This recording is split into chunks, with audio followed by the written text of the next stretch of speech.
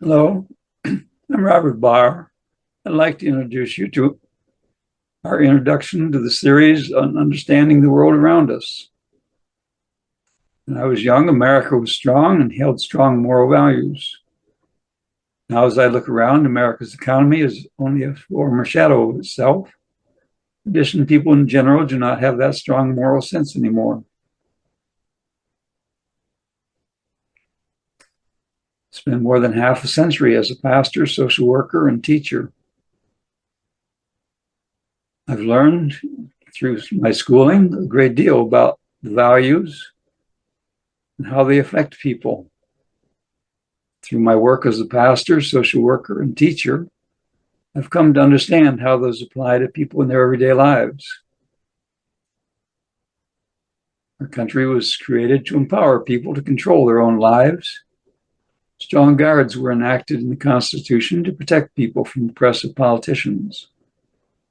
People were to control the politicians through regular elections. As citizens, we have the right and responsibility to vote for candidates for public office that will serve us and help us to solve the problems we face. We also have a right and responsibility to understand the issues and make our will known to the politicians. However, to do that, we must understand the issues and make our opinions known. Voting intelligently involves more than the values. It involves understanding the problems we face and what is needed to fix them. As a pastor and social worker, I care about people. As I look around, I see people everywhere who are hurting and are seeking answers to their pain. Yet they seem to be grasping at straws, for they have little understanding of the world around them. What is worse is that many don't seem to think that there's anything that they can do to make it better. Unfortunately, the church tends to ignore the issues, or if it tries to defend itself, it does so with dogmatic arguments which carry no power against emotional arguments. When those pushing abortion say they care about the girl, we can relate to that because we also care about her. However, Christian leaders oftentimes respond with the fact that God condemns killing, which sounds so uncaring. That doesn't carry much weight with those who don't believe in God. It has also caused a lot of people to turn away from the church. It's easy to see a problem and grab an easy solution, but it takes time to really understand the problem. We can take the easy way out and abort the baby. That doesn't solve the problem. It just sweeps it under the rug where it is out of sight. We have to ask ourselves if the unwanted baby is really the problem, or is it just a product of a deeper problem? If we really care about the girl, we'll seek to find the real problem and help her solve it. In early America, people valued the right to vote, and they took it seriously. With public education and newspapers available to everyone, they were well informed on the issues they faced and openly debated them in the marketplace. Over the years, America rose to be the greatest power in the world. It was a shining symbol of freedom. Beginning in the mid-1900s, a number of issues began to stand out.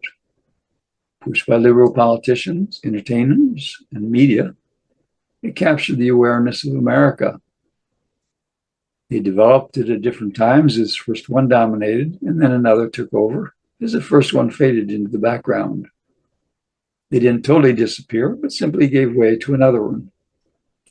Those who pushed them used emotional arguments to capture people's attention and sympathy. As the liberal viewpoint has taken over, more and more people are adapting the views of those I once saw in the inner city, including many in the church. We have to ask ourselves, why have things changed so much? For a long time, classes on government, economics, and history were an important part of the curriculum. They represented a variety of views and encouraged open debate on the issues. However, over the years, the courses have been dropped or distorted to fit the liberal narrative, and debate has been discouraged and even suppressed. In addition, the media used to present both sides of arguments and leave it to the voters to decide. They've increasingly been taken over by liberal philosophy and only present their side. In addition, churches once actively taught how to deal with the issues, but no longer do. When I was asked to teach sociology in college, I was shocked to see how distorted and one-sided the textbooks were. They push liberal ideas with emotional arguments while ignoring the facts. Recently, kids have grown up with these textbooks.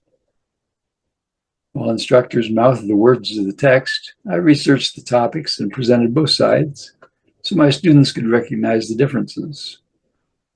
This curriculum on social issues has grown out of that course, but has been adopted to everyday language to help average American citizens understand the issues. We must also have politicians who respond to us.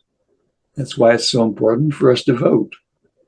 We have an increasing number of politicians who feel they know better than we do and ignore the law and the will of the people. Yet the people vote them back in year after year because they've bought into the lie that the politicians know what is best for us and will act in our best interests. The fact is, the politicians have begun to act in their own best interests and ignore the interests of the people, because it's obvious to them that the people either don't realize it or don't care. They know they can ignore the will of the people and still get reelected. Representatives will offer us different opinions. Some will benefit us and others won't. So it's important for us to choose someone who will pursue the solutions that we feel we need. That requires knowledge of what the problems are and what the solutions to pursue. However, it's also important to see that they fulfill their promises. It's easy for politicians to make promises and not keep them. If we don't let them know what we want, they'll pursue their own agenda that benefits them and not us. That is what has happened in America. In the series on social issues, I talk about the various problems we face and the institutions involved, including immigration, government, economics, including how the government influences it, as well as education, healthcare, welfare, and the problems on aging. Thank you.